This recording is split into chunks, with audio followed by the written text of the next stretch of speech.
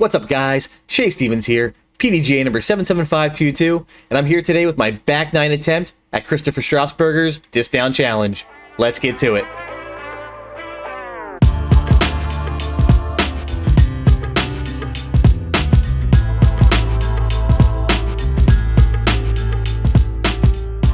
So first, if you haven't already, check out my front nine of this challenge. I'll have it linked right here. The whole premise is you're going back to your home course and you're playing against your last scorecard, and this time you're only using mids and putters. And post, how'd you do? Better, worse, same? The real goal is to show you that a lot of shots you're throwing drivers for, you probably don't need to. Teaching you the value of control, good shot placement, and it's a real good exercise, honestly. Also, in that first video, I talk about another thing I'm doing is Chris's family is going through a bit of a situation right now. Short version is they had a new baby had some complications, so I'm trying to raise awareness for the situation and do a little fundraising for Chris's family to help them out through this hard time. If you check in my description, I have a link below to their website. They're selling t-shirts, and there's also just a straight up GoFundMe donation if that's more your style. And at the end of this video, I will be giving away a disc to anybody who donated, so stick around after the round for that opportunity. Without further ado, I'm going to do a little kind of bag check going into the back nine. I didn't lose any discs, so it's all the same disc I started with, but just so you see what I'm working with, and then we'll get going with the back nine, so let's see how I conclude. Alright guys, getting ready to start the back nine, so just a little bag check-in if you didn't watch the first video. Putting putters, anodes. Throw salsa clips down for up shots. 2 entropies for upshot. Electron plasma. I keep it spinning here to give to somebody. If I see them throwing a lid. Not going to use that today. Got the Hex, Glow, Eclipse Envy, Neutron Entropy, a reactor, beat up Electron Matrix, beat up Electron Entropy, Envy, and a deflector. So, mids and putters only. Let's go. Hole 10 is about 220 feet. It's a par 3. This hole's under major redesign right now. We just have the one pin in place, and we haven't formally measured it yet, so I'm estimating the distance. You have 3 fairways to choose from, left, center, and right. I prefer an entropy up on the right-hand side, just let it hyzer back to the basket. Put it out there nice and high, give it some time to work. Clip a little branch, but still settle down on the green. I was fortunate not to go into the mud pit. I'm kind of on the lip here. Some goofy footing, gonna straddle. And hit the putt, starting the back nine off with a birdie.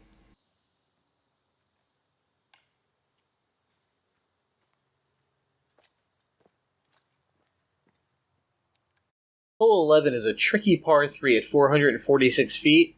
This one is definitely one I'm playing for par. I'm going to try and take the reactor down the right-hand side, hopefully finish on the left, and give me some options to get into the green. And on my hand, I loved it, but it actually flipped over a little more than I thought. And I thought it was bouncing back, but unfortunately it hits a real skinny tree. Keeps me pinned on the right-hand side. So I got to pick left side, right side of that 500-year-old tree in the middle of the fairway. Really cool, but not a good obstacle to deal with. So I'm going to try a backhand turnover here. I had a couple windows to throw through and throw a baby flex shot. And actually do manage to give myself a look.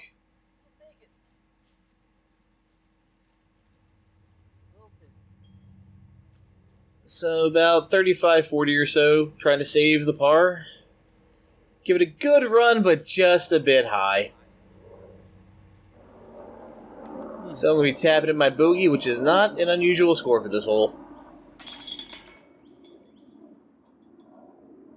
Hole 12 is 238 feet to the A-pin, and this hole is just really in my head, guys. The slight downhill plus a fast green. It's just a very odd speed for me to throw. I'm trying to stand still Envy here. Feels nice, smooth. I put it out wide, let it swing back into the green, and I actually do come up what I think is short. But again, that fast green, I skip actually. I'm about pin high, but circle's edge left. So slightly uphill, take my time, set my feet. Give it plenty of height, let it soar into the chains. Got another birdie. Hole 13 is also in the A-pin at 230 feet, and we're going back up the hill we just threw down on 12. So my game plan here is to throw a beat up electron matrix, let it turn over. Basket is up and to the right between two huge trees. And I rip this one, use all the ceiling available, turn over. And I'm actually very surprised when I get to this disc. This is kind of where my drives typically land. So I actually overshot the green by a good amount. Unfortunately, I have these trees in my way, so I got to straddle around here. I'm actually going to try the electron entropy so it swings and almost get it. But I'll be settling for a par. Note to self, might be trying a forehand mid-range next time around on this one.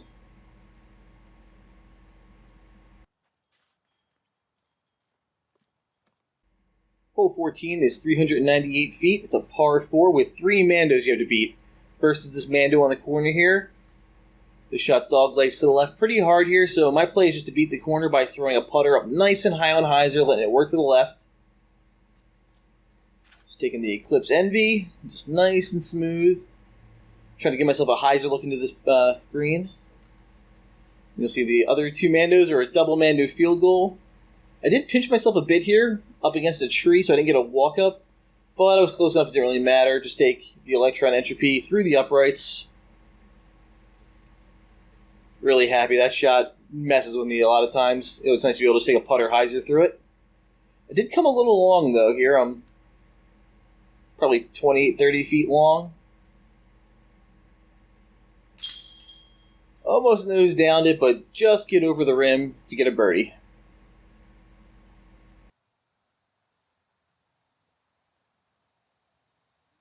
Hole 15 in the A pin is a 226-foot par 3. Really tight gap here. You have that wall of trees between you and the basket. I usually throw a putter just straight at it and hope, but I've been seeing this play recently, so I want to give it a shot. Take a forehand reactor up in that gap on the left-hand side there. It is a sloped fairway to the right, so I'm hoping this digs nicely. And landed a little short, but I'm playing. So a bit of an uphill putt here. Kind of on a side hill too, so the footing is a little sketchy. Make sure I step myself up. And honestly, after taking so many pars on this hole, it was really nice to get the birdie. Hole 16 is a definite bomber, 680-foot par 4. OB in the soy off to the right, and I am terrified of flipping this shot over. So I'm taking the reactor on a good amount of hyzer here. Flips a little flat, rides nicely, and I am safe. And I thought I was actually good. I thought I made the landing zone. Unfortunately, came in about 10 feet short, and you're seeing I gotta walk, find the path of least resistance. And I'm gonna go play hide and seek for a minute. I had absolutely nothing in here, so I'm just gonna pop a forehand out, take some distance up the fairway. It was super thick in here. Welcome to summers in Pennsylvania. So I put myself out about same distance as the A pin, and at this spot I usually rip a driver, something flippy like a fission photon. So again, I'm taking the reactor on some anhyzer. It gets kind of full flight. Really happy with it actually. And I was surprised with the look I had here, but unfortunately that dangling branch kills my pitch putt. So I just had to do kind of a floaty ultimate pass style upshot. Miss left, but take a bogey here, so not terrible. I usually get a 4 or 5 on this hole, so nothing outside of what I'm used to. Hole 17 is back in the C position. It's another par 4, 600 feet even. High grass on the right is out of bounds, and I had a slight tailwind here. Pretty much, open shot. I was licking my lips with this hex, and I just got so overzealous. Form went out the window here. I just completely nose up it. Wind checks it down. Did not get as much distance as I was really hoping for. I would need at least another 50 feet to be able to carry that OB grass to get to the green, so I'm going to play it safe. Take the reactor up nice and high on hyzer. Let it work back to the fairway. Carrying over the out of bounds, and yep, dead center. So you can see this basket is really well protected. The right side is honestly a sucker gap. You are more likely to get knocked down like 30 short.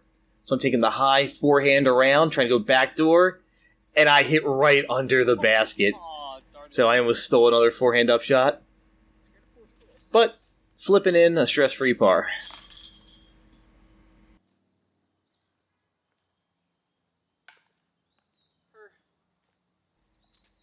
And wrapping up, hole 18 is about 280 feet again. New pin position we haven't officially measured yet. Par 3, the traditional fairway is to the right following the line of the tee pad here. But if you saw one of my earlier videos, there is a cheeky line here. Anheuser to cut right in front of that Mando. I think it's much more open. It will give me a better angle to the green. So force the reactor over on a turnover. Splash right down the open. Didn't have to throw through the wooded hallway. See, the basket here is just prone for rollaways. Don't want to come in high on an angle. I kind of want to line drive this one, so playing catch again with the soft Eclipse anode. Tickle a tree branch. That was hunting the basket. But still left myself pretty darn close. Scamper up the hill and conclude my round at -4.